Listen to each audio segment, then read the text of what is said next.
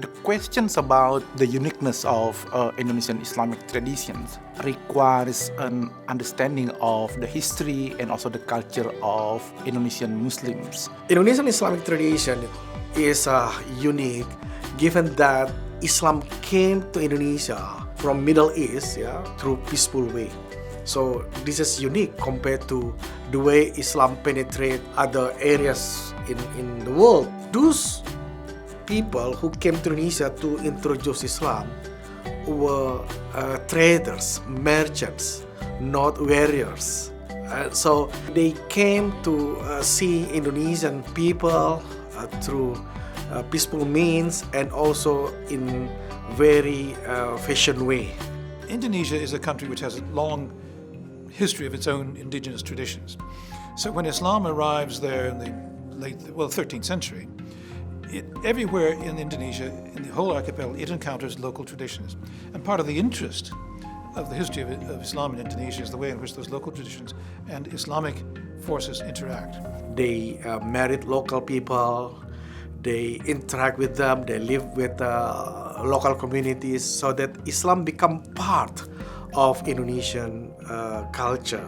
In some ways, there are some differences, quite stark differences between what is practiced in Indonesian Islamic tradition than in Middle East tradition, for instance. Oh, the change in the last 30 years has been dramatic. Once the Suharto aspirant totalitarian state was gone, the Indonesians recognized in the early years of this century that the only way to run the world's largest archipelago, which of course is a terrible challenge for government, is to break it up into small local government areas. Each region has a election, right?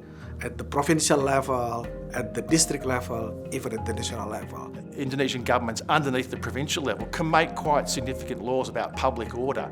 And in the parts of Indonesia where the Muslim population is very high, and we're talking here 97% and above, you'll find that governments, in order to please, well, in inverted commas, please Muslim populations, have made regulations that have made things difficult for Islamic minorities. For example, it emerges around issues such as the moral panics that emerge now and again in relation to things like, for example, gay and lesbian rights. There is a line of conservatism that not many people are keen to adjust or even to accept it, like a discussion about LGBT. It is not too much welcome in terms of the religious practice. What are the position of these sexual orientations in Indonesian public life? This is a hugely divisive issue in Indonesia between a sort of a generally conservative populace on one hand and between activists on the other who insist, well, if these things are threats to our nation. So that tension, I think, is becoming more potent in recent decade or so. So it's actually become harder and harder to generalize about all of Indonesia. It is a nation of immense complexity, cultural multiplicity, religious multiplicity, and very hard to govern. Where one side you can see democracy emerging, where all electoral democracy can take place peacefully. On the other side, we still find, let's say, radicals movements, terrorism, etc. But we need to understand that all these radical movements considered very, very few. Is there a sense of dialogue or open speech happening in Indonesia now? Absolutely. And it's not a very edifying or pleasing dialogue, to be honest, because one of the problems recently has been the quality of communication in the media, in particular social media. They embrace technology, they embrace social media as part of their way to express their perspective. And I think political parties need to be held accountable because sometimes they are using also identity politics on the way they are gathering their constituents. And this identity politics, if not managed well, could destroy the harmony of the society, which is comprises of differences in terms of religious practice and beliefs. Social media has a way of spreading messages that mightn't be true or fair or could be prejudicial in a way that the sender is not really accountable. Ideas can be spread rapidly, immediately, by some very nefarious actors, but equally responses to that can be spread rapidly too. So there's a kind of battle which goes on that in that area. There is always battle between two camps of ideology, the Islamism, let's say that, and nationalism. I think the key to diversity in Indonesia and to maintain the harmony amongst the Indonesian society is what we call it in Indonesian term gotong royong. roughly translated as mutual cooperation. We help each other.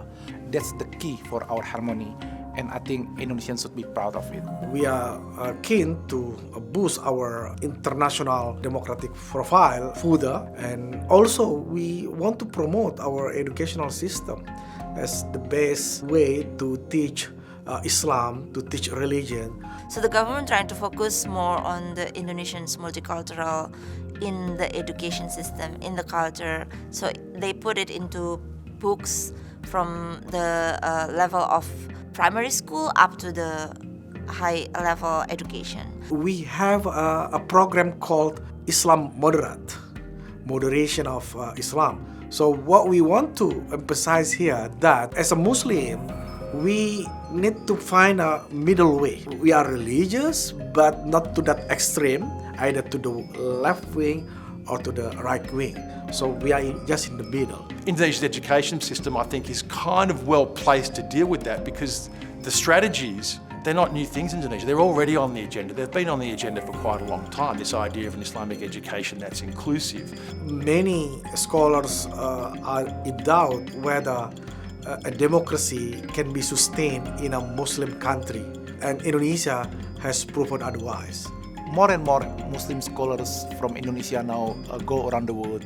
Even they teach in Western universities. So I think that's a good start. We could teach them how to embrace religious, how to practice religious without undermining other identities or other perspectives.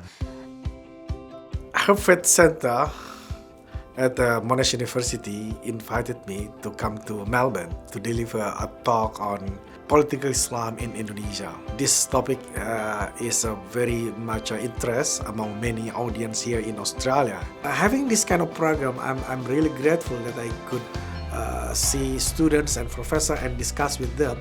So I feel so much joyful with this. We are optimistic that we can maintain, we can still keep Indonesia become a democratic country and still in a moderate way. Now we need to work hard to prove that through democracy we can also improve our welfare. So that's the most, let's say, something that a mission that we need to fulfill. Yeah.